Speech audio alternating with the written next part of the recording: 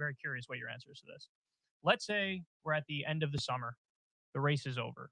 You made a phenomenal run at it, but you got 42% of the vote and came up just short. Joe Biden calls you, and Joe Biden says, hey, Marianne, look, we've said things about each other over this past however long, but, I'm an old school politician, and I want to talk to you. I want to have a meeting. Let's talk. Let's make a deal. Joe was on his good meds that day. Yes, he was.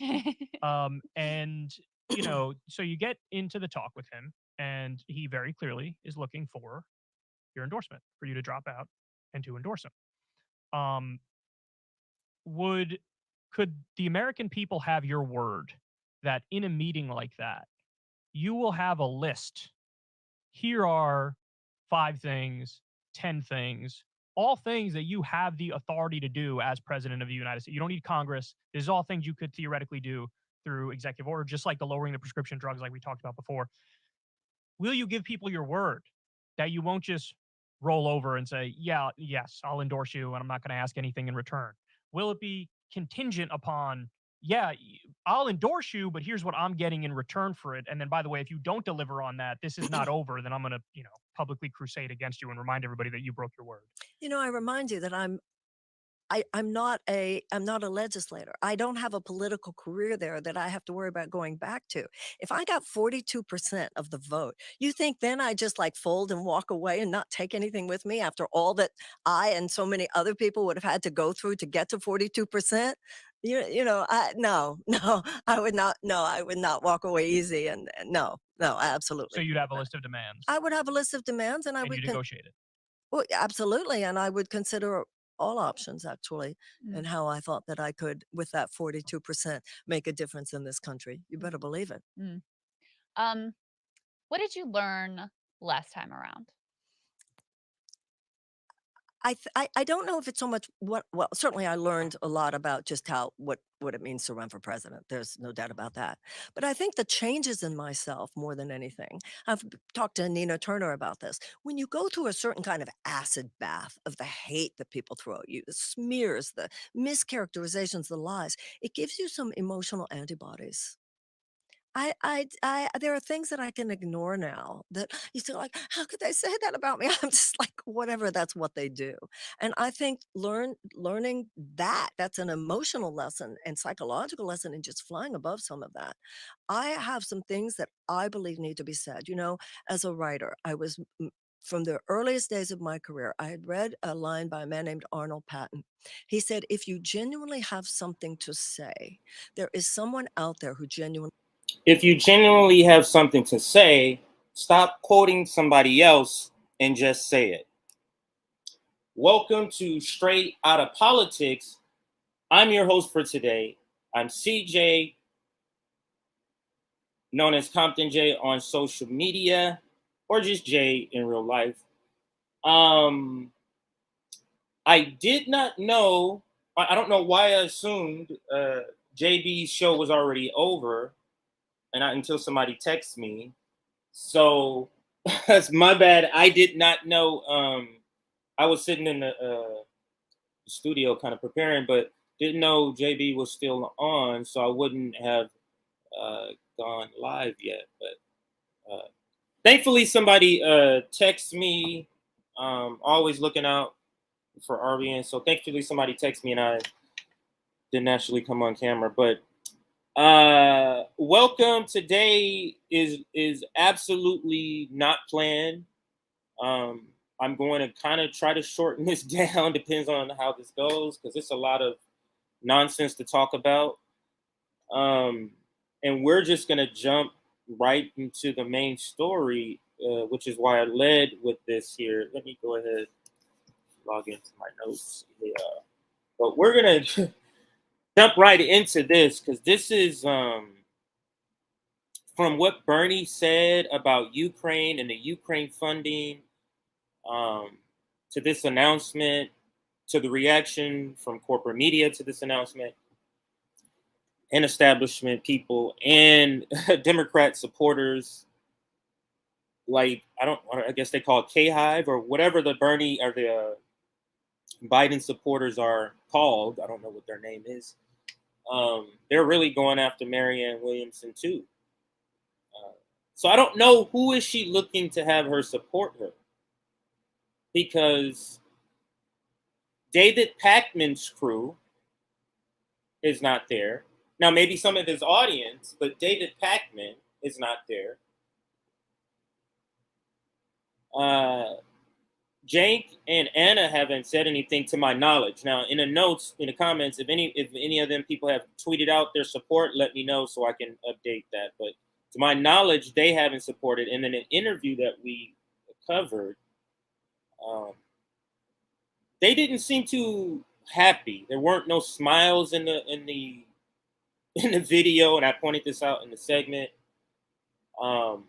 She won't have the support of the elected progressive establishment because they're part of the Bernie coalition. So whatever Bernie says and does, and his disciples, meaning the squad, they're going to do. So and I think this is probably why TYT have to kind of walk gently, and maybe Majority Report is just kind of staying neutral, because they have this dynamic where it's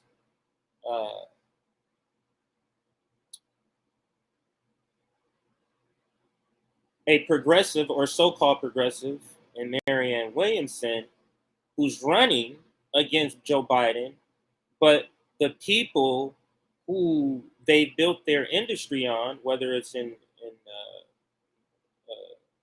the media, left media, are not supporting her, and they're supporting somebody else. So you have elected officials, elected progressives, who are not going to support Marianne Williamson. That's Bernie Sanders, that's Pramila Jayapal, that's AOC. All of them have already said they're supporting Joe Biden. So, and all of them have been out there trying to pretend like Joe Biden is now all of a sudden a progressive.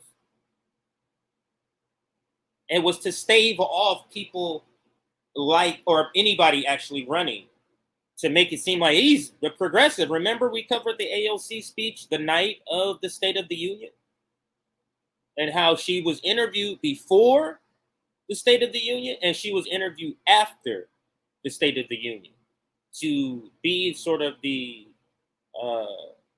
progressive backdrop, the progressive rubber stamp of approval of Biden being somehow now progressive. That's why you have Bernie Sanders out there now talking and doing interviews where he's talking about, yeah, we went in and we had a progressive plan, and he executed. What are you talking about, man? What are you talking about? And then we'll cover Bernie Sanders. Let's do that now. Let's go over what we're going to cover. And I see Aaron has updated the graphic. I thank you so very much. And I'm going to grab that right now. So give me a second, everybody. So the graphic you saw when the show started was the graphic I literally made in like 5 minutes. You just drop a couple of pictures, remove the background, and add a background. That's it.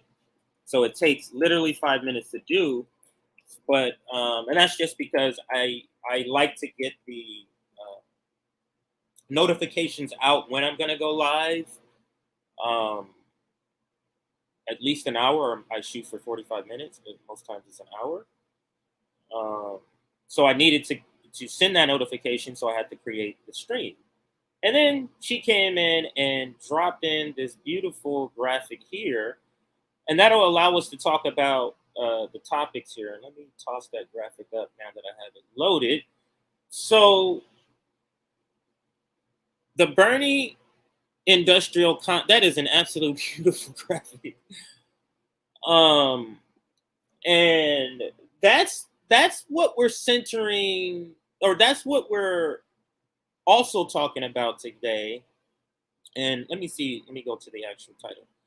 So here are the segment titles: the Bernie Sanders Industrial Complex, and that's who is essentially trying to push this for monetary gain and clout. This whole scam, I'm not going to call it a scam yet, but this whole ill-fated fiasco of a Marianne Williamson candidacy is just the Bernie Sanders industrial complex trying to create a revenue stream and clout. That's it. As you can see in the interview, she announced it. Where did she go right after the interview? Who did she hit? She hits all the spots, the CNNs, the MSNBC, NBC News. We're going to cover that. And then another topic, Bernie goes full neocon, and we'll cover the clip of Bernie. We'll do a short sort of remembrance of Bloody Sunday. And then we're going to start with Kyle and Krystal, though, give a softball interview with Grifter, Marianne Williamson. And then Joe Biden sides with GOP in D.C. And that's not on the graphic. I don't know if you heard, but D.C. Council did some crime reform, sort of radical crime reform, that as the neoliberals would call it. And as the Democratic mayor vetoed that bill. But the city council had enough votes to override the veto, and they did. So the law went into effect, or will be going into effect. But since they're not a state, they're governed by DC. So Congress, or a part of Congress, can do something or pass something to wipe out what the city council have done. The Republicans were going to do that. And Biden's just going to let it go. Biden can veto it, but Biden's going to let it go through. So we'll cover that, which is absolutely ridiculous. That's democracy, right?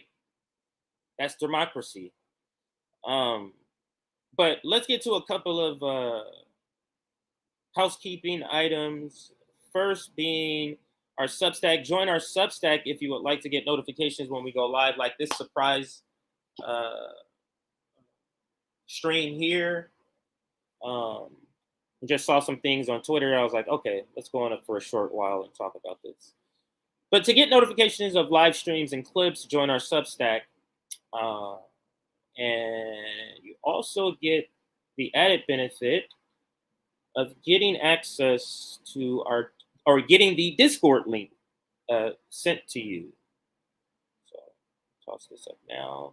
JB had an amazing show, educational event. Welcome to more great RBN analysis. All power to the people.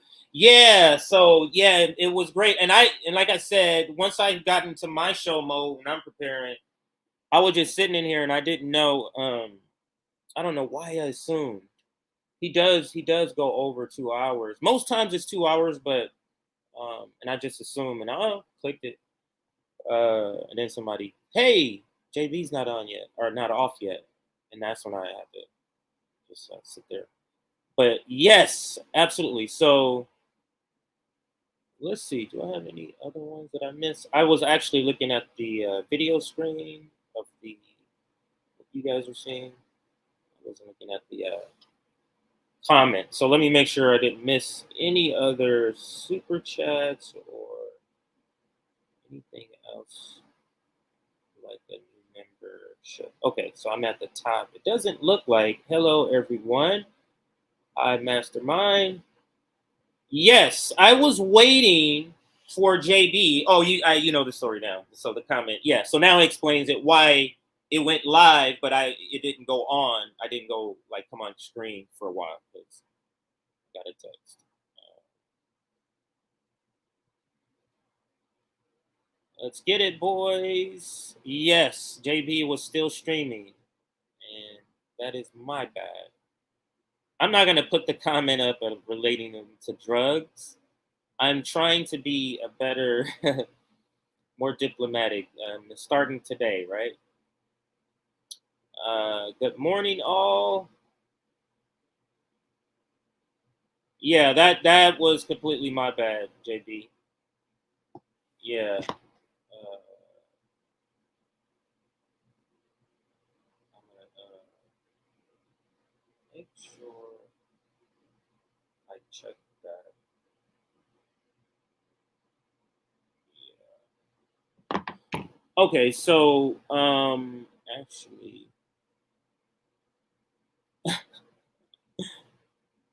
Yeah.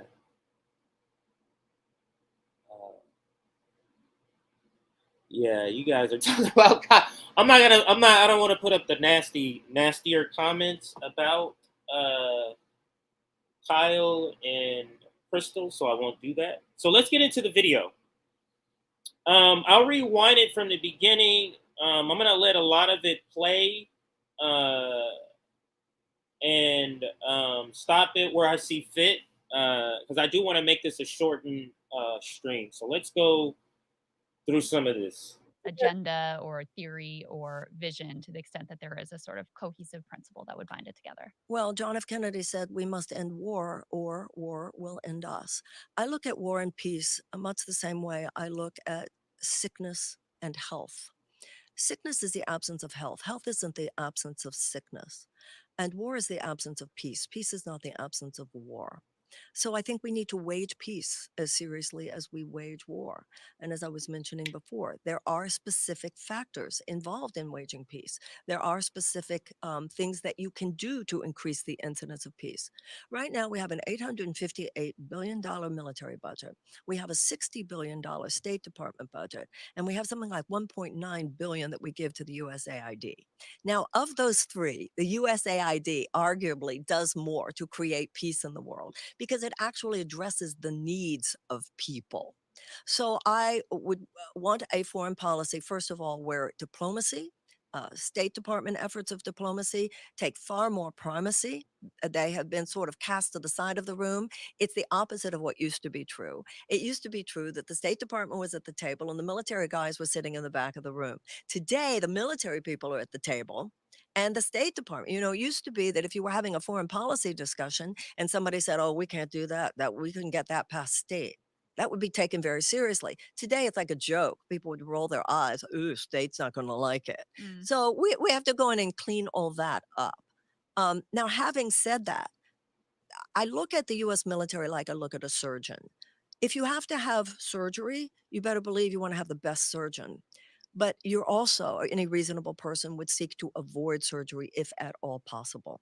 So we have a history of imperialistic misadventures in this country. We know the criminality of the Iraq War, the thousands of people, possibly millions of people, if you count people elsewhere, who've died from Vietnam to Iraq, and certainly the last 20 years or so in Afghanistan. I think America has a lot to atone for. Our imperialism, quite simply.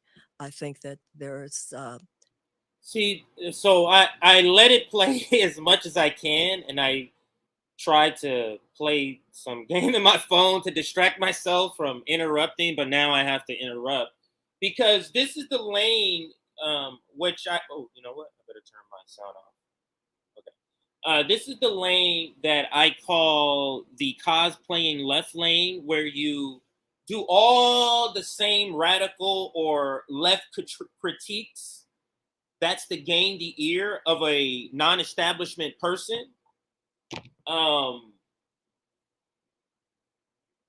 then you go ahead and execute a reformist plan, the same plan that is ran every 4 years to capture non-establishment people.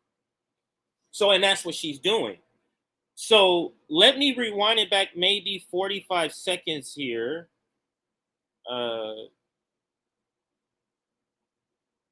So we can hear the last part, the second half of this answer here that I want to discuss here. So let's play it. Discussion. And somebody said, oh, we can't do that, that we couldn't get that past state. That would be taken very seriously. Today, it's like a joke. People would roll their eyes. Ooh, state's not going to like it. So we have to go in and clean all that up. Now, having said that, I look at the U.S. military like I look at a surgeon. If you have to have surgery, you better believe you want to have the best surgeon. But you're also, any reasonable person would seek to avoid surgery if at all possible. Boy, is this a terrible response right here. Boy, is this terrible. Said if you're going to need surgery, if you're going to need war, that's the analogy. The surgery part, so she's nicing up war. So if you're going to need a surgery, you want the best surgeon. If you're going to need a surgery, you want the imperialist military industrial complex.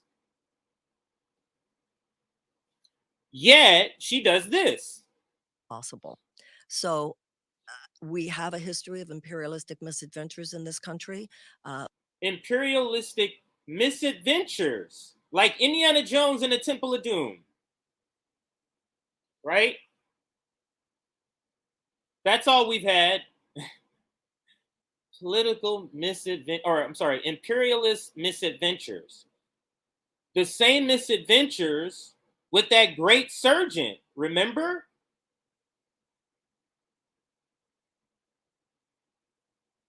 So, using your analogy, are these misadventures, when we're using your analogies, are these botched surgeries?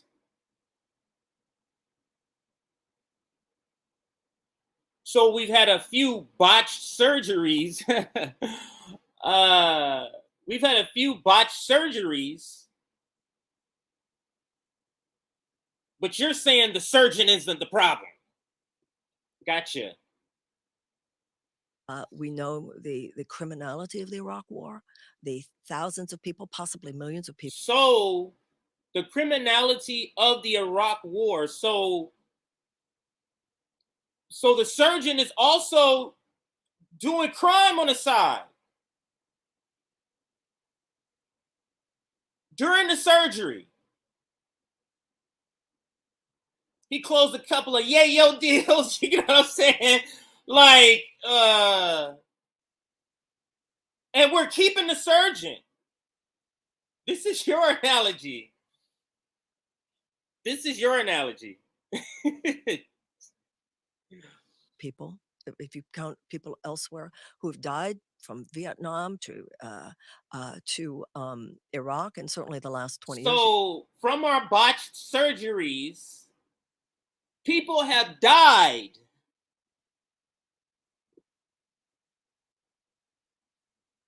You see how you can't walk? You see how ridiculous it is to think you can walk this line?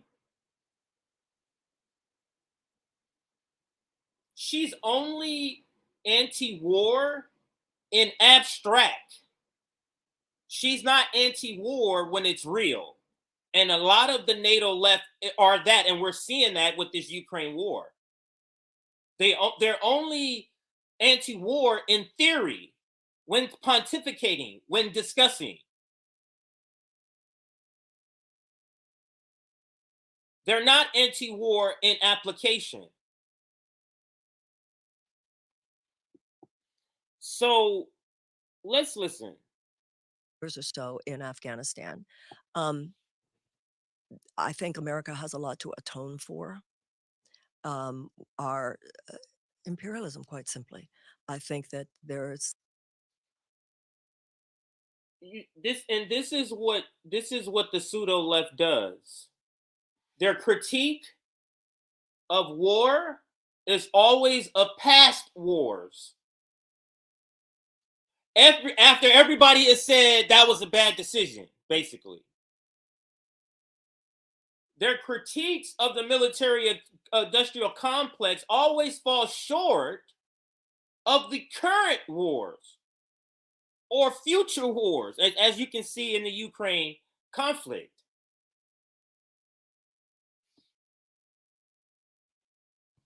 So let's continue. We are needing to turn a corner. And I think there are some people within the defense establishment, or at least the foreign policy establishment, who are trying to do that. Undeniably, however, there is in this town what's called the blob, the defense establishment, which exerts tremendous, tremendous power. Even though the neoconservative views, the Iraq War, et cetera, have been proven to have been utter failures and utter wrongs, that power is still exerted, and they'd have a problem when it comes to me. But those same people made the right decision with Ukraine. That you see how ridiculous that sounds?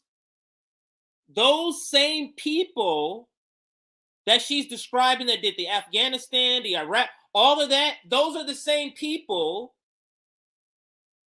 the military industrial complex weapon manufacturers that are saying Ukraine is a just war, a just proxy war in the funding. We must maintain our military supremacy because after the proletariat do take over, all of international capitalism will come for us. We are going to want to keep 10 to 12 carrier strike groups, the army, warships. I guess, but thank you for the super chat. I forgot to do this. Oh, I did do that one earlier. Sound like not going to defund the military? Oh, absolutely not. She's not going to defund any military whatsoever. Absolutely not. And let's continue.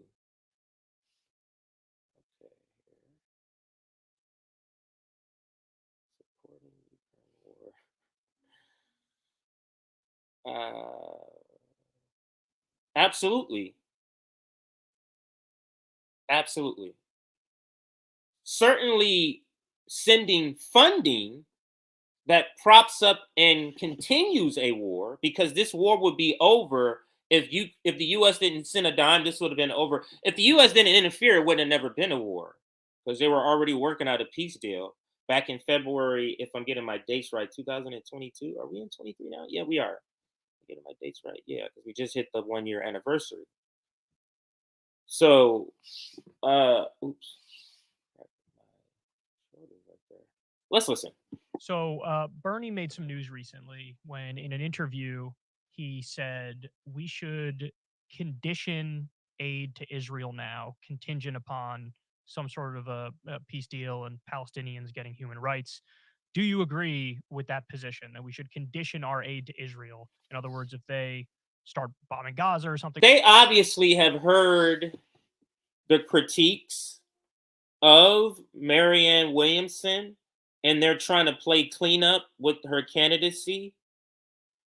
But it's not going to work.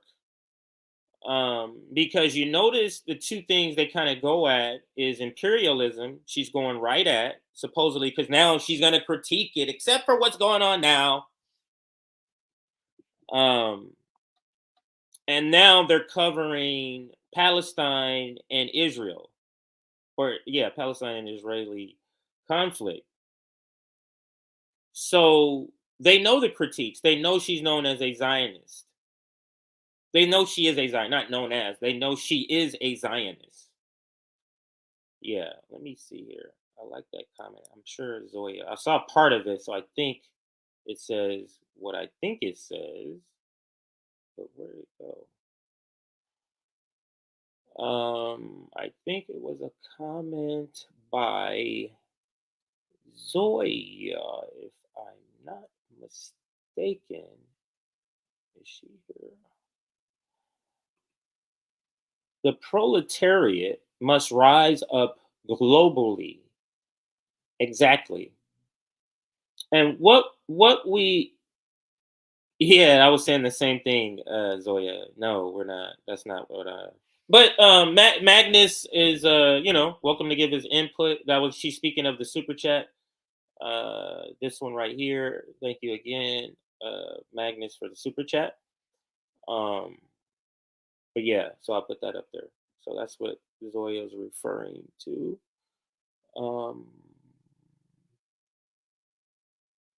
I want to discuss. So this one here, and thank you, Zoya. Welcome, Zoya. Thank you for being here. This one here, I want to say, here is the issue globally is that when we prop up social democrats, like Marianne Williamson, we're saying we want all those left policies here in the United States on the backs of the global South. Because she's okay, what she said, the surgeon, you want to have the best surgeon, and the best surgeon just happened to be the imperialist power.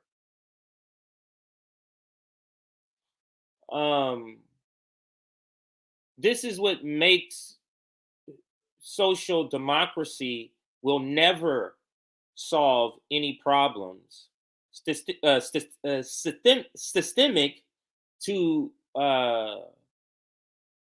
won't solve any systemic problems. Let's put it that way. And thank you, Zoya. Let's continue with the video. something like that, you have civilian casualties. We go, you know what? Sorry, but those billions we give you, you're not getting them now. Absolutely. No money should go to Israel that's not specifically for defensive purposes. Absolutely. What is your view of what's going on? What the fuck does that even mean? No money should go to Israel unless strategic. Aren't they saying what's happening now is for defensive purposes? Isn't the Iron Dome for a defensive purpose? Let's listen. View of what's going on in Israel right now. There was just recent news that Trump's ambassador to Israel, who's famously sort of very pro-Israel and very hawkish. Okay, so what I have a knack for is picking up just not even consciously patterns in different things. I see, I hear, I can pick up patterns. And when I hear something that's a different pattern, it points out, or if I hear a pattern. And the pattern that Marianne Williamson has when she is asked a question that the left obviously disagrees with her with, or there's something being discussed that like something is being critiqued of her, or something that she likes. Because when she was interviewed with Nick and Sabby, she did the same thing. You hear the clearing of the throat? Let's talk about Israel. And then she clears her throat. Nick, let me let you hear what she does. Just recent news that you heard the clearing of the throat there, right? Let me rerun it a little more. Specifically for defensive purposes. Absolutely. What is your view of what's going on in Israel right now? There was just recent news that Trump's ambassador. That's so funny. But I'm going to rewind it some more to where Kyle talks. Start bombing Gaza or something like that. You have civilian casualties. We go, you know what? Sorry, but those billions we give you, you're not getting them now. Absolutely. No money should go. So I want to examine, because I didn't kind of do a deep dive on this particular section. So let's examine this part here. Should condition aid to Israel. Go back a little more. Exerted, and they'd have a problem when it comes to me. So Bernie made some news recently when in an interview he said we should condition aid to Israel now. The Bernie industrial complex comes in understanding that she's a known Zionist, but what does she do? What do? They go, the Messiah has written. Let me translate. They said, Bernie said this. That's to let her know, don't even think about trying to push back on the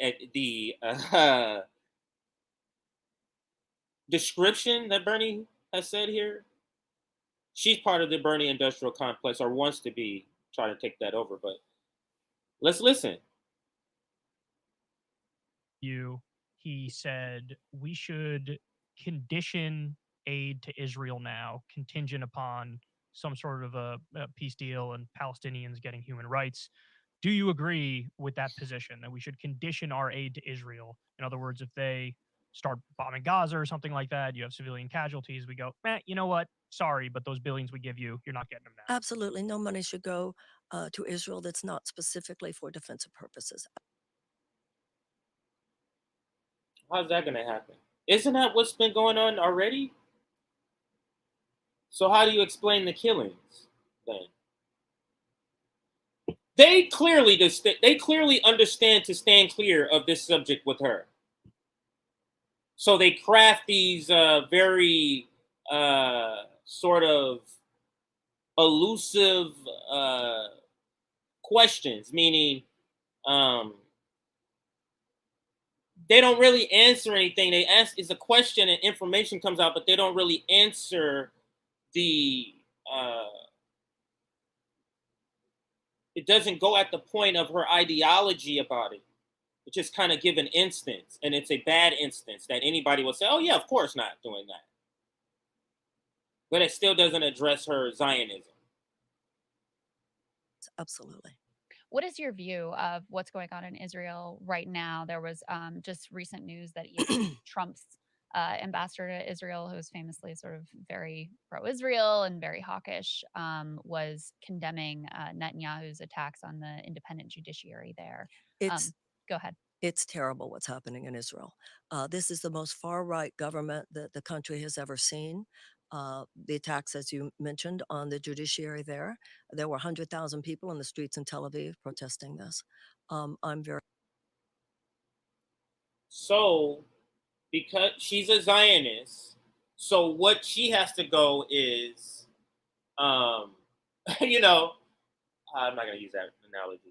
I could use a racist and a KKK analogy, but she's a Zionist, but she's gonna say, you know, this new, and they're crazy. They're extra far right. Like Netanyahu is to their right. I'm sorry, to their left. That's how far right this sort of government. So it leaves open for all these progressive Democrats to pretend and signal, "Hey, I'm for you guys." That's overboard. You guys are like Netanyahu. The previous administrations have been any better at all.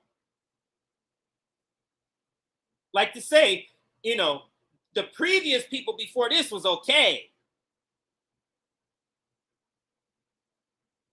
You see how they're trying to cover up her Zionism? That's essentially how this question has been crafted. very concerned. When you have someone like Anthony Blinken going over there, and even him saying in public, watch it, baby. Watch it and watch it, baby. I'm disgusted. Anthony Blinken goes over there and says, watch it, baby. In the same State Department decides to go with the fake investigation of the Palestinian reporter that was murdered. That works. Is this candidacy any believable whatsoever? Like I find myself agreeing with corporate media. This is laughable candidacy, but they're saying it's laughable for different reasons than what I'm saying. I'm saying it's laughable because she's not good on policy, and she's too weak specifically for the time right now. She is so weak for this moment we're having right now. With a possible Armageddon in the horizon, war with China within 2 years, war with Russia within a year or less, that this could escalate to even more, to boots on the ground. We have the thing that's happening in Somalia. Then we have the still the effects of the pandemic, whether economic or health-wise. And we think she will suffice. So let's continue. Let me let this play some more. I think that means something, and I think that is the appropriate. I'd love to hear President Biden say, "Watch it, BB," and you would certainly hear that from me. So that's it. That's all it takes. Watch it. Watch it. Okay, that's it. It's over. Let's go home, guys. That's all you got to say. Is this real?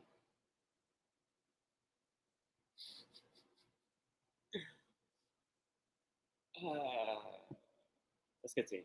To Ukraine and Russia. This has been a very heated topic for understandable reasons. People point out you have an illegal and offensive invasion against a country that didn't attack Russia. Russia was the aggressor.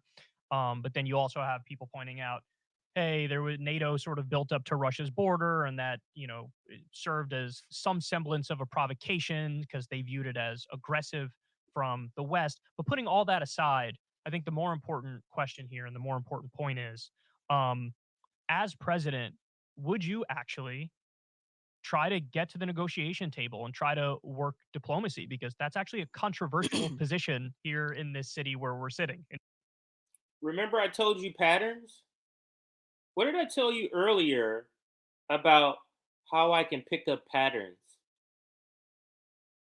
Did you notice what just happened when she heard the question that was coming?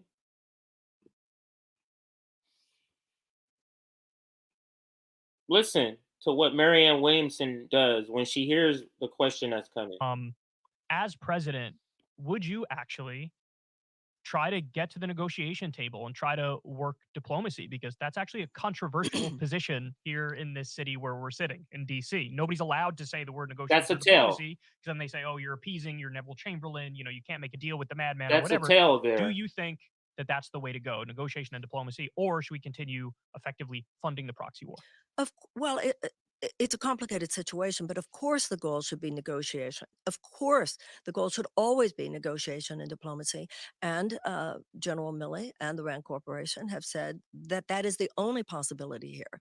So I think the question is, when can that happen? I think So applying Marianne Williams' logic and the logic from the pseudo left who have picked up this lane who are now warmongers. Let's listen again.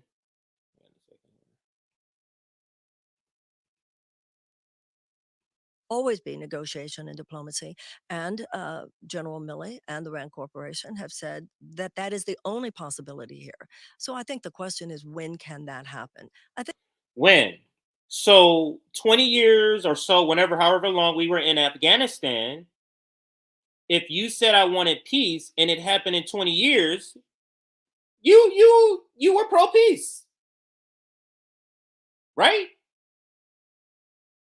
She's trying to pretend like peace deferred is the same thing as peace. That's what she's trying to act like is it. Apply the same logic to what the quote from Martin Luther King Jr. Justice deferred is justice denied. Peace deferred is peace denied. Thank you. Incense and peppermints. Anthony, thank you for the super chat. Appreciate it. I'm glad I have the comments up now. All right, so let's continue with Marianne. it's a complicated situation, but of course the goal should be negotiation. Of course, the goal should always be negotiation and diplomacy. And General Milley and the Rand Corporation have said that that is the only possibility here. So I think the question is, when can that happen? I think that those are, I've heard so many people on both sides of that topic come to the conclusion that of course you want a negotiated settlement. The only issue is, when is that possible? Some say the United States could come in there right now and say, I want a negotiated settlement. And of course, we want a negotiated settlement. The United States should do anything possible to make that happen. I have my questions about whether or not Vladimir Putin would be as open as we might like to such. They've been close to peace deals with Russia multiple times. I guess that has not penetrated the pseudo left sort of bubble.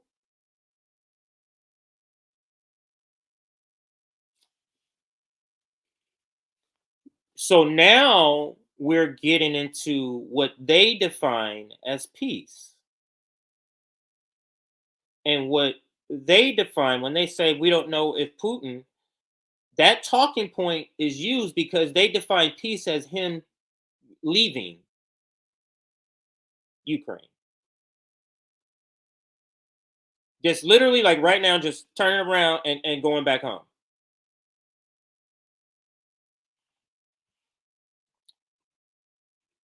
Such conversation if we were to say it today and couple that with complete withdrawal of our. How is this interview any different than what we critique corporate media as doing? Bringing on Nancy Pelosi and asking her these butterball questions. The anchors participating in covering for the person they're asking, they're the politician or said candidate. How is this any different? This is such a, I want to make sure we hover around topics and not go into detail, because if people hear detail, then we have a status quo interview again.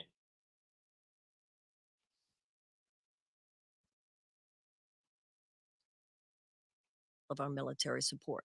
But that absolutely should be the goal. And the analysis should always be at what point and how can we best exercise our power to influence this situation in such a way that negotiation and diplomacy, in order to save lives, in order to decrease the risk of nuclear encounter, might occur. Absolutely. What do you make of the reports that early on in the war there was publicly reported there were peace negotiations going on? No one can know exactly whether this would have come to any sort of a deal ultimately, but recently the former Israeli prime minister talked about his involvement in those talks, that there seemed to be concessions being made on both sides, and effectively the West, led by the US, said, we don't want this deal right now.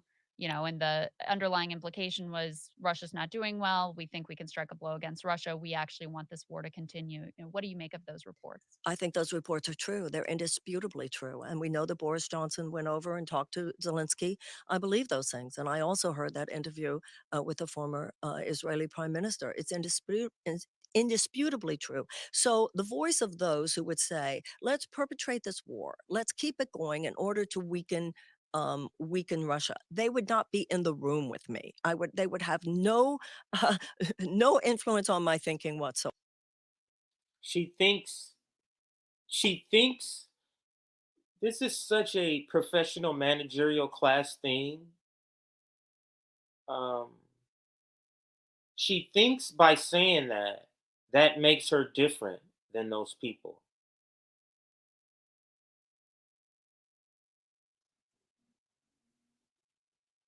She thinks removing the people who are for the war to weaken Russia out of the room makes her different. Just the reasoning, but what around why they want to continue the war is different. She's not removing them out of the room so that she can stop the war. She's removing their reasoning why to continue this war. She just has a different reason.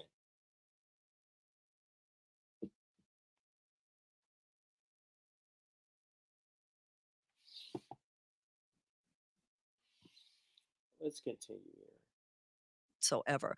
Those who are concerned about the imperialistic invasion on the part of Putin, despite the imperialism in our own past, who are concerned about the invasion of a sovereign nation and wanting to analyze what this would mean for that entire area, they would have a voice with me. But those who just want to use this as a proxy war to weaken Russia, to me, those are the voices of horror. They have had far too much influence in this. They're no different than those. I don't understand how what do we. Okay, I got to keep telling myself that this is part of what we're want to do here at RBN is break down nonsense so people don't buy this. But it's very hard for me to listen to this particular person.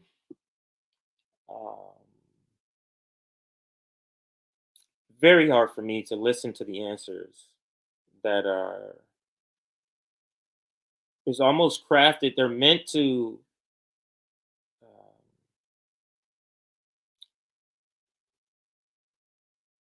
give an impression like she's different because people who want. So let's say we have 5 groups of people who want Ukraine war.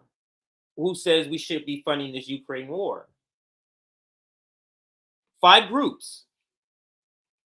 What she's saying is each group has a different reason for why they want to fund the war. One says, oh, I want to fund the war to save the Ukrainian people. Then there's another group who says, I want to fund the war so that weapons manufacturers want to gain money. Other people want to fund the war so we weaken Russia. She's saying she's just going to remove that group of people out of the room. They've had a voice too long. It's still a group of people who want war with Ukraine just for a different reason.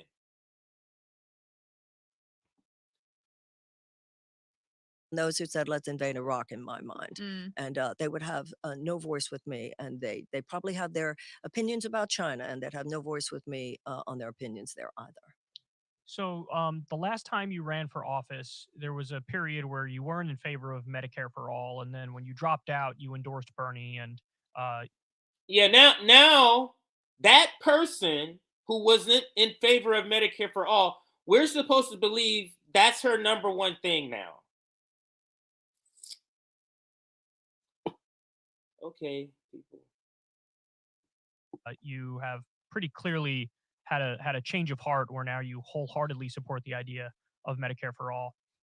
What was it specifically that made you change your mind and realize that this is the way to go? That I saw that I wanted to join the Bernie Bernie Sanders industrial complex. And price of admission is minimally Medicare for all. And that's essentially what happened. that it wasn't as easy as I had thought it was. I thought with Medicare, with Medicaid, I underestimated the administrative difficulties that people go through. I underestimated how much of the insurance people could get was still underinsured. I underestimated how much the system wears people down and leaves people out. I got that wrong. I had it wrong. I mean, it wasn't like I didn't listen to people. I remember speaking to a Medicare for All expert, but I simply had it wrong until I didn't. It was a little bit of one of those amazing grace moments. I was blind. She was blind, but now she sees. Do you not see a con artist here? Do you not get the vibe of a con artist? Because that's what I get. I get the total vibe of a con artist when I hear her, and this is why I don't like listening to her. It's very like nails on a chalkboard for me to listen to this person, because um, I did sales for 15 years. 15 years, taught sales. I can hear a sales pitch when I know when somebody's selling something. This is a sales pitch, and she's always in her sales pitch mode. And then I saw it, and I went, "Whoa." There's no answer. You see how there's no logical thing that she can tell you I got there? It's just vibes. It's just, I realized if I wanted to prolong my grift and run in a future election, so I can write some more big books and go on some more talk shows and get some more speaking fees, I needed to embrace Medicare for all. Otherwise, I had no life in this world. That's the calculation that happened with Marianne Williamson. So this is probably the most important question to me, because as much as I, love Bernie Sanders with his 2 runs, towards the end of his campaign, I had some very, very strong disagreements with how he was approaching the situation. He dropped out, endorsed Joe Biden. They did this very sad looking hostage-like phone call where, do you support a $15 minimum wage, Joe? Yeah, Bernie, I support. It was I was watching it. I was like, oh, okay. It felt gross. Oh, it was painful. So here's, let me set up a hypothetical for you, and I'm very curious what your answer is to this. Let's say we're at the end of the summer. The race is over. You made a phenomenal run at it, but you got 42% of the vote and came up just short. Joe Biden calls you, and Joe Biden says, "Hey, Marianne." This is the clip, I believe. Oh, no, this is the clip we played as the intro. So for those who missed the intro, this is where it began with this question as our introduction to the stream. Marianne, look, we've said things about each other over this past however long. but I'm an old school politician, and I want to talk to you. I want to have a meeting. Let's talk. Let's make a deal. Joe was on his good meds that day. Yes, he was. And so you get into the talk with him, and he very clearly is looking for your endorsement, for you to drop out and to endorse him. Could the American people have your word that in a meeting like that, you will have a list? Here are 5 things, 10 things, all things that you have the authority to do as president of the United States. You don't need Congress. This is all things you could theoretically do through executive order, just like the lowering the prescription drugs, like we talked about before. Will you give people your word that you won't just roll over and say, yeah, yes, I'll endorse you, and I'm not going to ask anything in return? Will it be contingent upon, yeah, roll over? So the rolling over part to them is endorsing him without getting anything. The rolling over part isn't the endorsing part.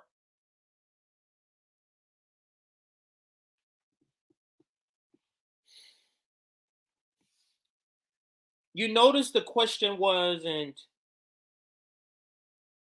anything about a dirty break, because they know she's not going to go there with an answer. It goes right to baking into the pie that she is going to endorse him. So can we now officially say, in an interview with the 2 biggest independent media people that she has in her back pocket, she is saying she's not doing a dirty break? Isn't that the premise of the question? Let's go. endorse you, but here's what I'm getting in return for it. And then, by the way, if you don't deliver on that, this is not over. Then I'm going to, publicly crusade against you and remind everybody that you broke your word. Isn't this mean this is not the dirty break? Doesn't it mean if you endorse somebody, that means you're not doing a dirty break? It's so like, you know what this is? The PMCs are so like, let me give you an analogy. It'd be like the Brady Bunch. One of the Brady Bunch kids, I'm really, really mad, and then they go, shucks. You know what I mean? It's like it's like, they think it's such an expression of radicalness and anger, or being left, like far left, when it is literally them going poppycock. You know what I mean? Like, and not even saying profanity. It is such a I hope I'm making sense here, but I just got that epiphany. It's such a nothing. They tell you like, yeah, I'm so tough. Yeah, let's go. I'm gonna show you how tough I am. And then they take you to a Pilates class.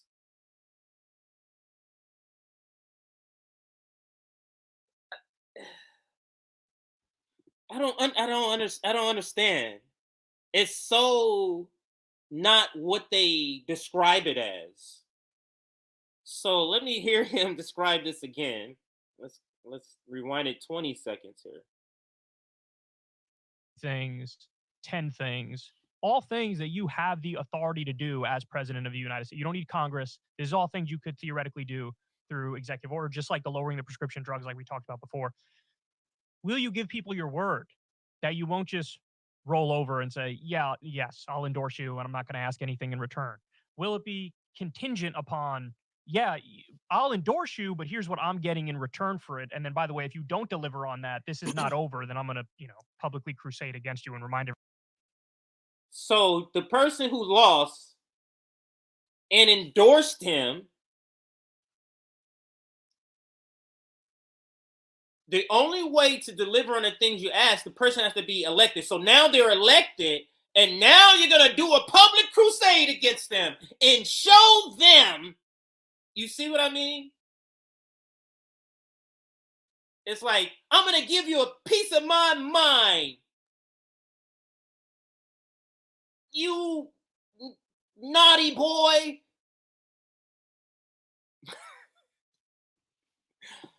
I'm just entertaining myself. Find at everybody this that you point. broke the word. You know, I remind you that I'm not a legislator. I don't have a political career there that I have to worry about going back to.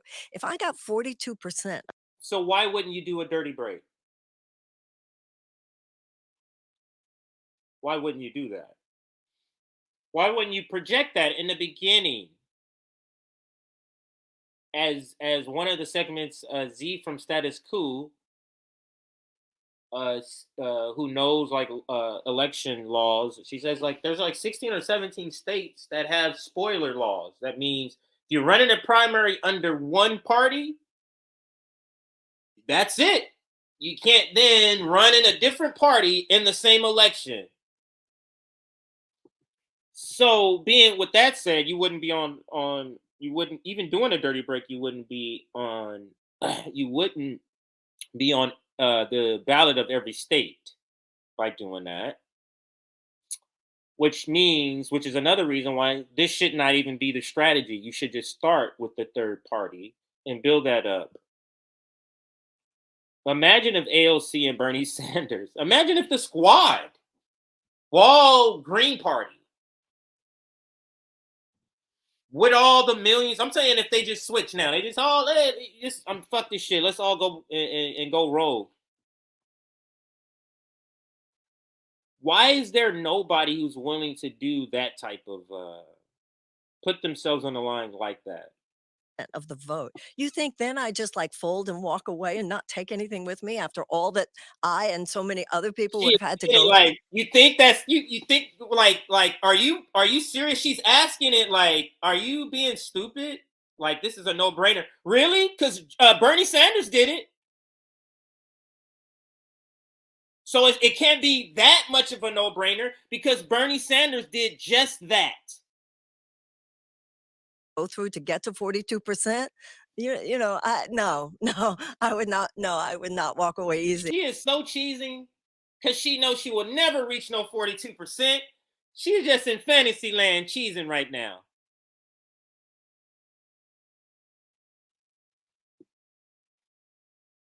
That's like when you were a kid and you're like, man, if I had millions of dollars, I would do this and this.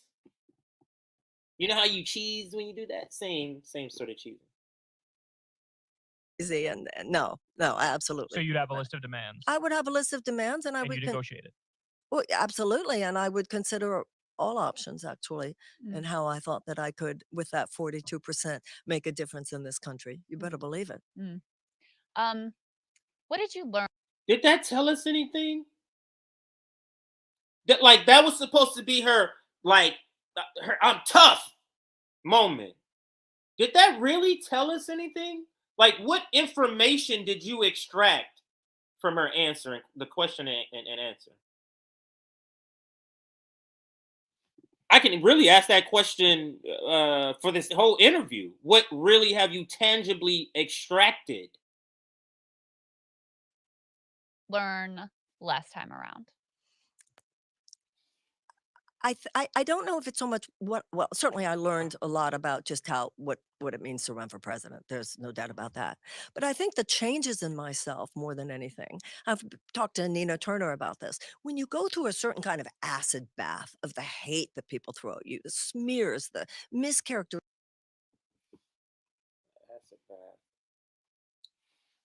Okay, I'm going to pivot at acid bath.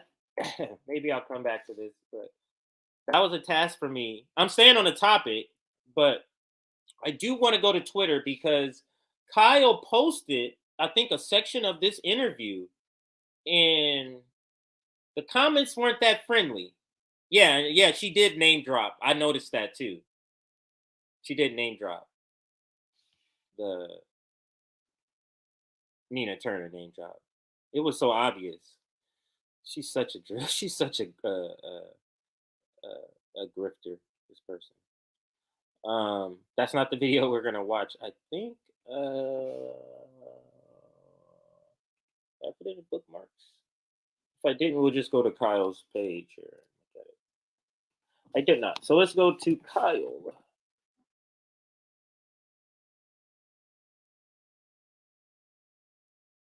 Yeah, we'll go here.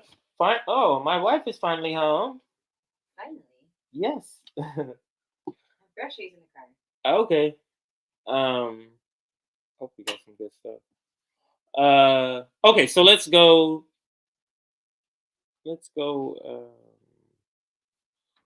The babies went over to grandma, or yeah, to grandma's. So that's what I mean when I say my wife just got back and dancing off onto the side over here. All right, so maybe 20, 30 minutes. I'll be right with you. Here is what I wanted to show you. I'll show you the 20-second snippet that I think we've already seen it, but so that you know what people are reacting to in the comments. Let's go here and listen to what people are going to be reacting. Give me an answer, one word. Got 3 quick questions. Number 1, can you beat Joe Biden? Yes.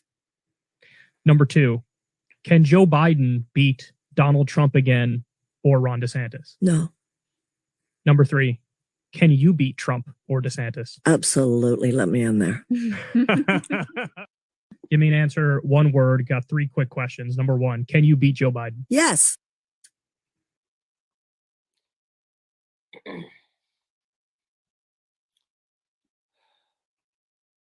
So she can beat Joe Biden. I mean, so she can beat Ron DeSantis and Trump, but Joe Biden can't.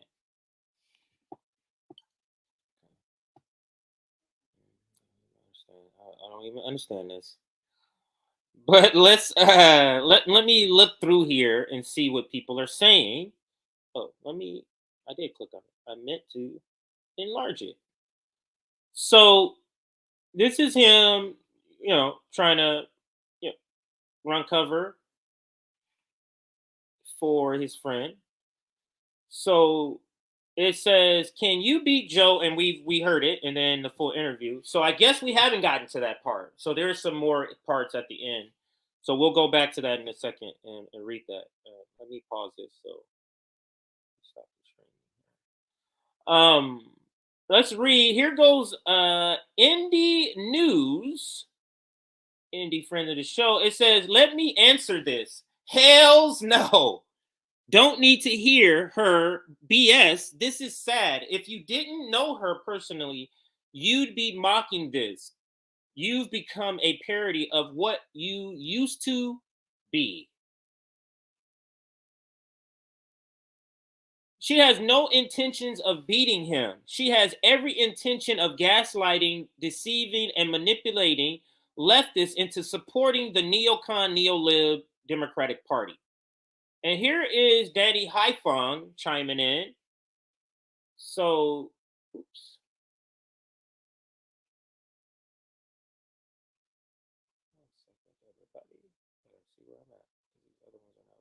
Okay.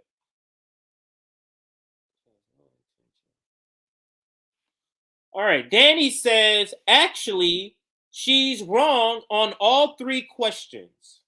She can't beat Biden. Biden could very well beat Trump, given the unpredictable character of elite politics. And she for sure would not beat Trump because she won't get out of the primary. This is all just a waste of time. And that's Danny. Here's another one. Stop giving your followers false hope. They wasted enough money on Bernie, or at least be honest about what this is about, and that's to drive up support for the Democratic Party among well-meaning but easily fooled young people. And that is spot on from General Strike. I think everybody follows General Strike. And then we have a supporter, and Jason Call is a supporter, and Jason Call is not to be ridiculed or anything because he's a friend of the show. Just disagree on Marianne Williamson, and that's what we'll say.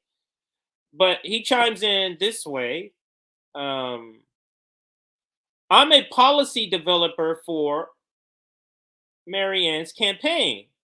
Here's a highlighted reel of platform issues that the DNC doesn't want the public to know about. Oh my God. The DNC doesn't want the public to know.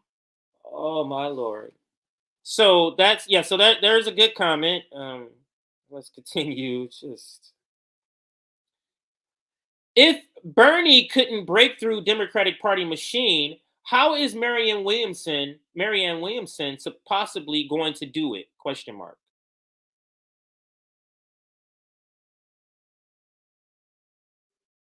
And that's it.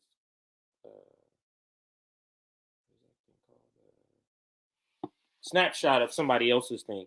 What's the point of running when she'll blindly back him when he wins and she drops out? She won't. Did you see the the ABC interview I posted? Now, ABC posted this interview, and it is an interview I was going to cover during this segment. So since he has it too, let's go to where him posting it. And watch the interview that he's claiming. So let's listen to this here. This is a 1:15 snippet. So let's listen. Why do you want to be president? I want to be president because this country needs to make an economic U-turn. And the system that effectuates and perpetuates that kind of income and opportunity inequality is not changing itself. It tweaks itself every once in a while. There's some incremental change. But the devastation, the ubiquitous economic despair and human devastation that is produced by this sociopathic economic system is not changing. And it's not going to change if we continue to elect the same old same. You have been called, I think it was the Associated Press, that you are the longest of long shots. Why do you think you can do this? I would bet that the Associated Press also said that Hillary Clinton was a shoo-in. I'm sure that they would have I don't know if they said, would have used that language. Maybe actually. not, No, but that no. system, you know exactly what I'm saying. So the system that is now saying that I'm unserious, I'm not credible. Everybody knows that this is an unserious attempt. Everybody but literally her friends in media is saying this. It's completely unserious. Credible, or I'm a long shot. It's the very system that protects and maintains this idea that only those whose careers have been entrenched within the system that drove us into a ditch should possibly be considered qualified to lead us out of that ditch. My qualification is not that I know how to perpetuate that system. My qualification is that I know how to disrupt it. So, this is what I mean by the professional managerial class, like their descriptions and use of language is not at all the same meaning of the same word when I use it. So I'm assuming this is the video. I'm going to check and see if there's another video just to be fair to Jason. I'm going to assume that there's another. I'm going to check to see if there's another video. So that's the one we just watched. There could be another one.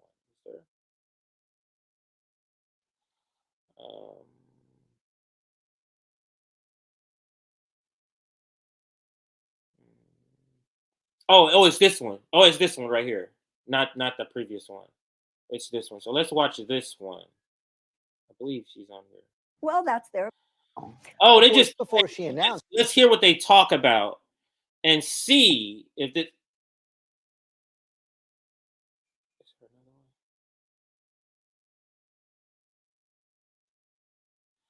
All right, so let's listen to this and see if this is what he's talking about. Marianne Williamson sat down with our chief Washington correspondent, John Carl, to talk about her long shot challenge. Why do you want to be president? I want to be president because this country needs to make an economic U-turn, and the system that effectuates. So this is the same interview. Let's see if there's, yeah, this is all just the same interview. So there's no new information here.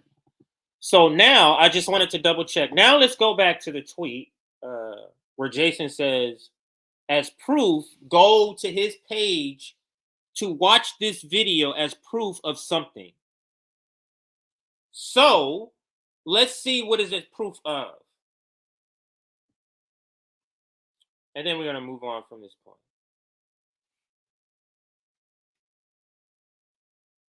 What's the point of running when she'll blindly back him when he wins or she drops out?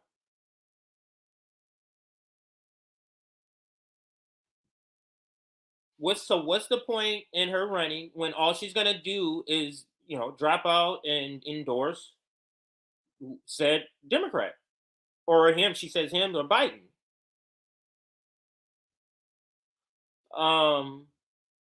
Jason says she won't. Now he's saying she won't. So we have to see, what is she saying she won't do?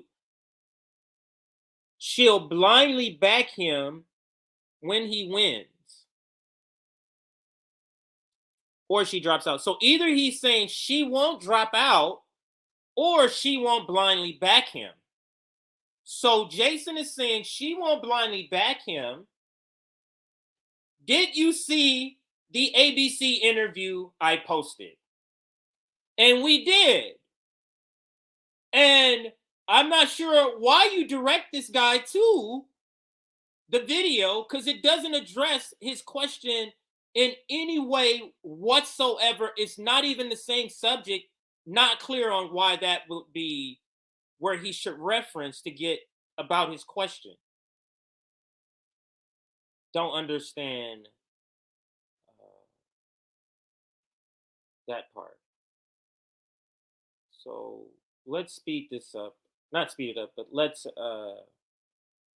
go to another part I want to, or the next part in this presentation I want to cover here. And for that, let me go here. Hold on a second here.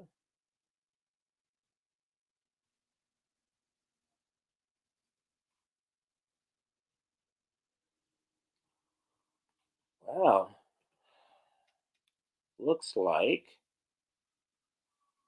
it's not there.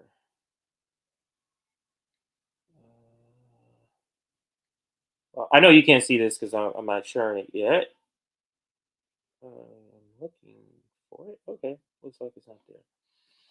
Okay, so what I will do then is go. Okay, here it goes. Sorry. I think I found it now. All right, let me click on it to make sure this is it. Yeah, okay, here we go.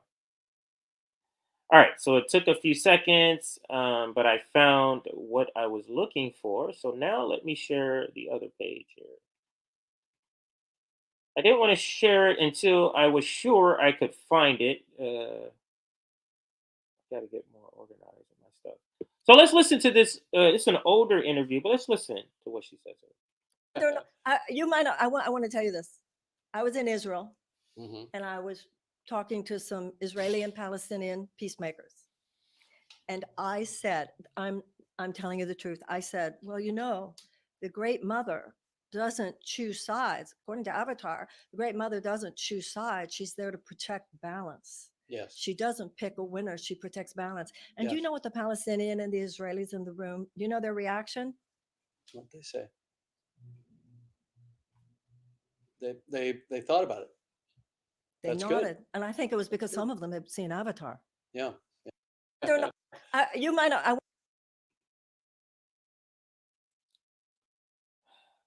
That's the serious candidate.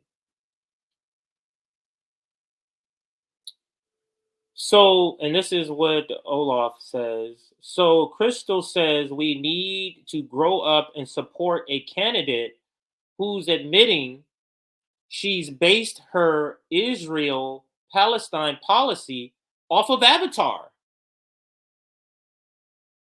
And then it says RBN and Nick were so right about her from the jump. This is insanity.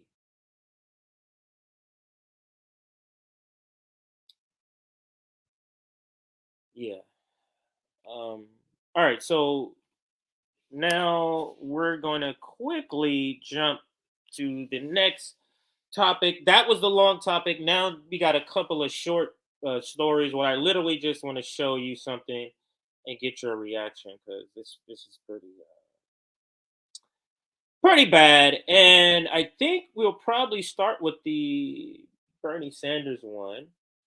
So let's go to the Bernie Sanders video. And that is right here. And then we'll go to all these receipts. But let's start with the video first before I show you all of the comments that people made about this clip that Bernie has here.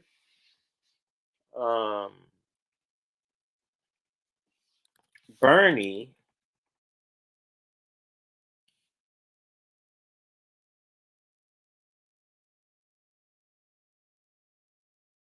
is terrible on military industrial complex and war.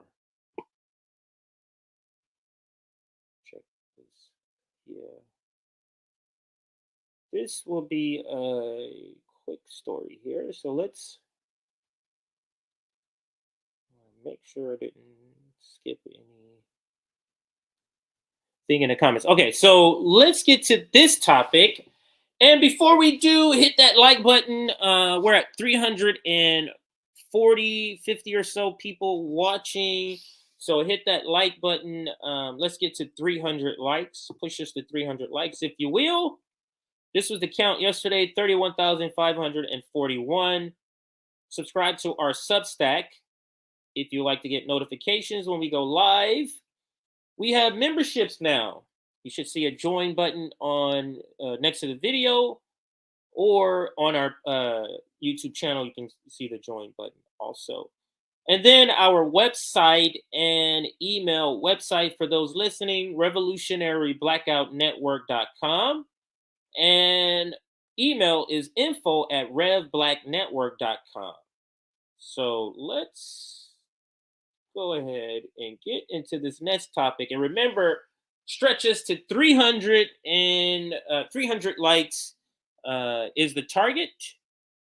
Now let's get back into this next topic. Is Bernie Sanders. This is a very short clip, like less than 45 seconds. So let's watch and discuss. Should America send F-16s? It's not an issue that I've been heavily involved in, but I support what the president is doing. I think what Putin did was outrageous, not only for the people of the Ukraine and all the destruction, not only for the thousands and tens of thousands of Russian soldiers who have been dying. We need a world now, if we're going to combat climate change, if we're going to combat future pandemics, we need a world to come together. And Putin has radically disrupted that, and that is a real tragedy. But I think at the end of the day, the United States, NATO cannot sit back and allow Putin's aggression to go unresponded to. Never thought there would be a day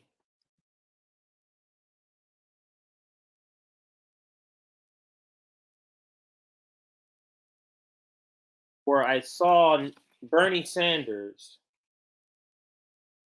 advocate for NATO. Never would have guessed that ever. That a person, and this is the re-education of Bernie Sanders, that he's re-educating people to think socialists are something that they're not, has nothing to do with ideology, that anti-war, but you can support war. This is the re-education of the progressive democratic narrative, and Bernie Sanders is the lead teacher and professor here. advocates. I think that's how you spell it right. But this is terrible. Let's listen again of this. Goodness, this is like real bad. Oops. Let's refresh here.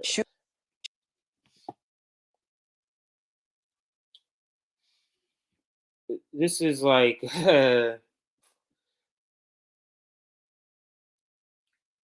I've never met an anti-war activist who, when asked about a military or a government sending large amounts, millions of dollars of weapons somewhere, them saying, I'm not too involved in that. Just bizarre. Should America send F-16s? It's not an issue that I've been heavily involved in, but I support what the president is doing. Wouldn't an anti-war activist say absolutely not? And the manner that he's answering the question, it's a tell of you telling him he knows this is a garbage stance that he has. That's why he's trying to hurry through it. I'm not heavily involved in it, but he's trying to hurry through it because look at his face. He knows that he fucking discussed himself. The young Bernie would be disgusted at this fucking guy here. And he knows that he has come so far from the person he was. If he was ever that person. I'm giving him the benefit of the doubt, but this is pretty disgusting. Should America send F-16s? It's not an issue that I've been heavily involved in, but I support what the president is doing. I think what Putin... So he's saying yes without having the soundbite of him saying yes to the question. This guy's terrible. Did was outrageous, not only for the people of the Ukraine and all the destruction, not only for the thousands and tens of thousands of Russian soldiers who have been dying. We need a world now, if we're going to combat climate change, if we're going to combat future pandemics, we need a world. How are we going to combat climate change if we're at war? The number one polluter is the military-industrial complex.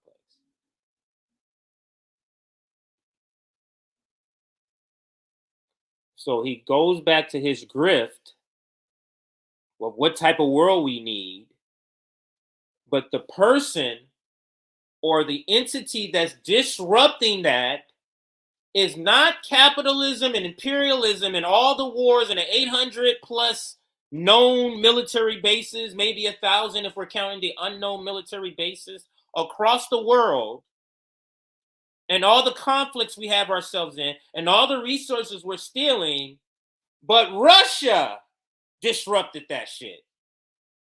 Let's listen. We need a world now, if we're going to combat climate change, if we're going to combat future pandemics, we need a world to come together. We got to come together. If we didn't need if we're going to combat climate change and pandemic. And Putin has radically disrupted that. Putin has radically disrupted that. This is pretty sad, Bernie Sanders, man. We critique him, but it's sad to see Bernie Sanders here. You're a senator, but you're not involved. Bernie also fooled us old people. He fooled us all, young and old, big and small. Bernie is punting. And that is a real tragedy. But I think at the end of the day, the United States, NATO cannot sit back and allow. He said United States and NATO can't sit back and allow Putin's aggression to go unresponded to. Putin's aggression. Nothing to insert about the United States aggression and placing weapons in Ukraine through NATO. Nothing of that. It's pretty terrible. Pretty terrible, even for the current Bernie Sanders. Pretty terrible. wanted to cover that. So let me see what other quick stories we will cover. Joe Biden sides with DNC. This one, I believe this one. Let me see. Oops, not that. I believe this one is a case study QB item. So let's go there. Did I put it in my bookmarks? Let's see. Case study QB.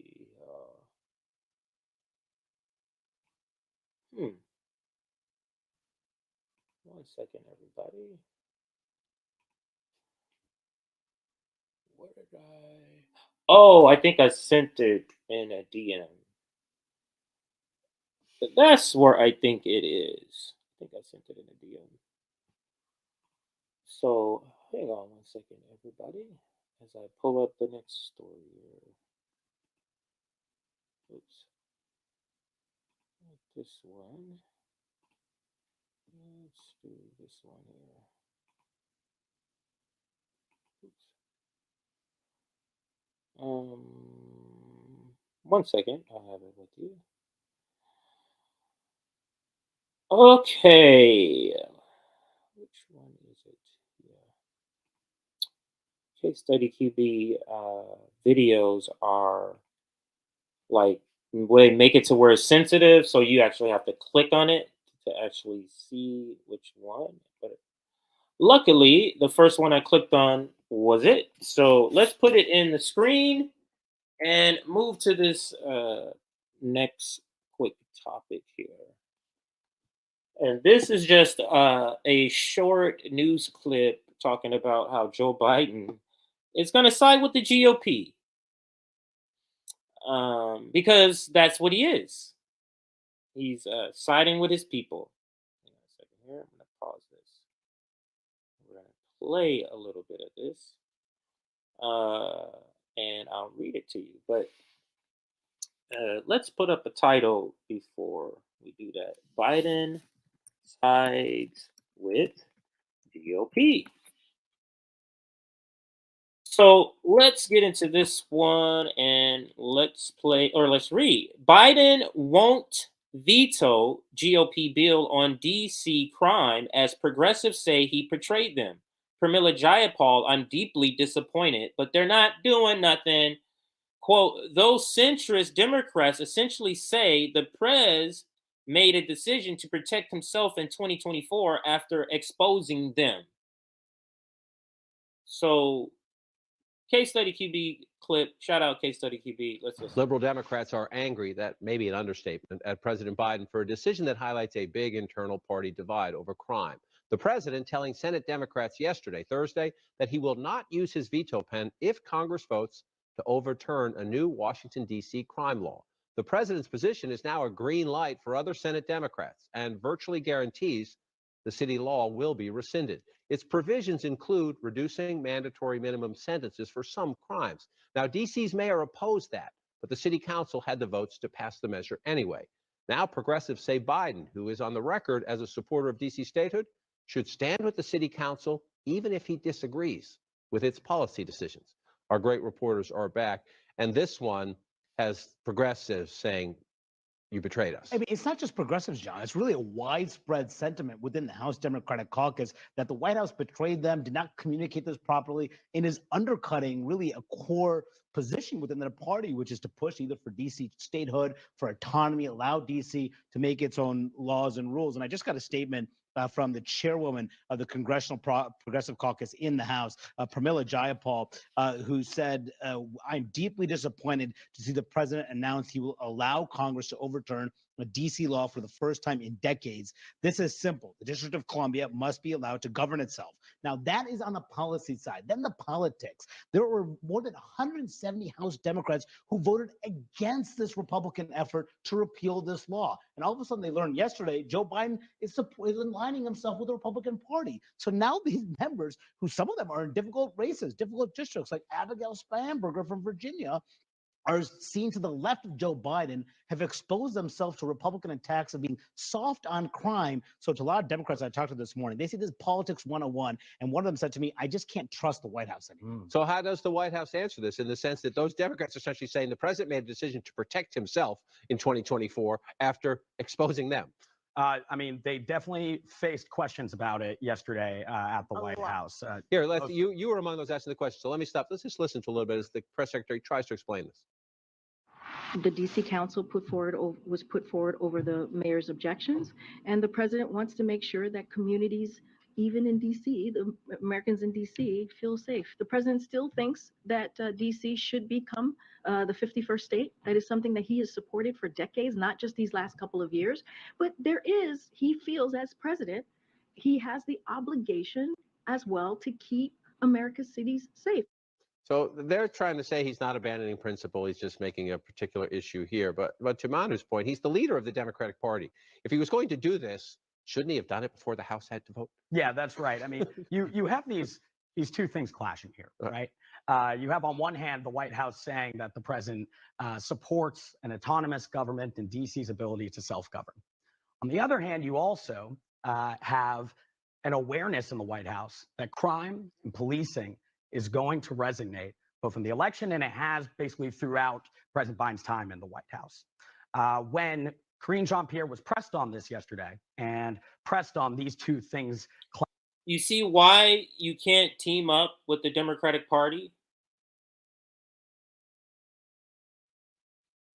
You're teaming up with the Democratic Party and you pass a bill democratically.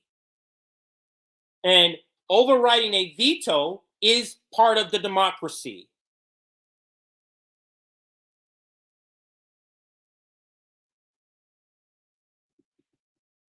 So you team up with the Democrat, run as a Democrat, and those are the people who betray you and your policies. And what are you going to do? Oh, shucks. And mosey your ass back onto the field and continue to work for the Democratic establishment. You're literally not going to do anything but take it, clashing together, and come back she basically and put them back in office. Look, the president felt to that treat he had you to bad step in again. to protect residents of DC. Folks followed up and said, well, but DC Council has pushed this forward. Isn't that them self-governing, right? And look, this theme of anxiety in the White House over Republican attacks, over crime and policing, it really goes back the last 2 years. You see how the Democratic Party will never be an ally in really changing the police department, which is why they must be abolished? You see how they're never going to be an ally for real change that you guys claim can happen through the Democratic Party? Never would they be an ally. It's one of the reasons that you saw multiple speeches of the president going out and talking about making COVID funds available for police departments. It's also been followed by anger among some progressives that criminal justice reform has been put to the side. Here yesterday, you saw it relevant once again in the briefing room. Let me posit a theory. Between the House vote, where the president had the Democrats essentially trying to protect D.C., and the president going up to Capitol Hill yesterday, he told Senate Democrats, I don't want any part of this. Chicago booted its mayor, and crime was a big issue there as well. So you can look at the New York City mayoral election. You can look at the. So what he's doing is being a good corporate stooge, and he's trying to illustrate, or he's trying to make a point that look what this other city who's having problems with so-called crime, and look what they did with their mayor. Trying to give cover that these radicals in Washington, D.C., they need to be saved from themselves. The fact that those House Republicans won in New York State, crime was the big issue there. You can look at Lori Lightfoot losing, not even making the runoff. Yeah, because all you have to do is tell a bunch of white people in middle America that crime is up and they get scared, even though it is not, because they've been propagandized and indoctrinated to fear people, fear the brown-skinned, dark-skinned, indigenous people. So they're just responding to the training, the indoctrination. So they've given up on trying to stop the indoctrination because they need to keep in place the indoctrination. They just have to cater to it by throwing black and brown and urban and poor whites under the bus with the police state over and over. But let's finish out. It has less than a minute. Maybe the president's saying it's time to reposition. Well, for the president, that isn't a reposition. President Biden, as he was campaigning, President Biden all along has tried to put some distance between himself and some of the most progressive ideas on law enforcement. Now, he has made clear that he supports. So she's saying, what do you mean? He's just doing what he always said he was going to do. There's nothing different here. That's what she's saying. Let's continue. Community policing, that he does not want this broken relationship between the police and those that they are supposed to serve and protect. But at the same time, he has been very clear that he does not support anything resembling defunding the police, that his brand. Well, you can't have both. You can't say they can be self-governed, and then those people who self-govern say they want defund the police. Now you don't want them to be self-governing. That's not how it works. Then they were never self-governing. You just wanted them to believe that, and you always were going to be the big daddy or the overseer. So I think I'll end it there. I don't need to listen to the last 30 seconds of it, and let's go then to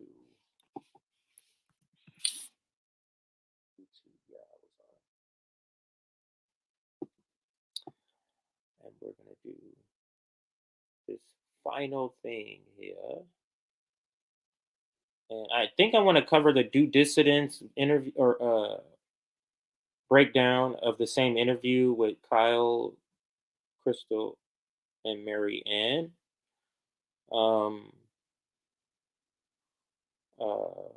But wanted to play this as part of Bloody Sundays, as a commemorance of Bloody Sundays. Gives a detailed telling of what happened. It is decent. I'm not going to say it's the greatest. There are some things that are missing. But it's okay to show in this short segment as a remembrance of Bloody Sunday, and this will also be what takes us out. Okay, so this is an anniversary of the Bloody Sunday, and that's why I'm wanting to cover and just kind of give it a remembrance. So.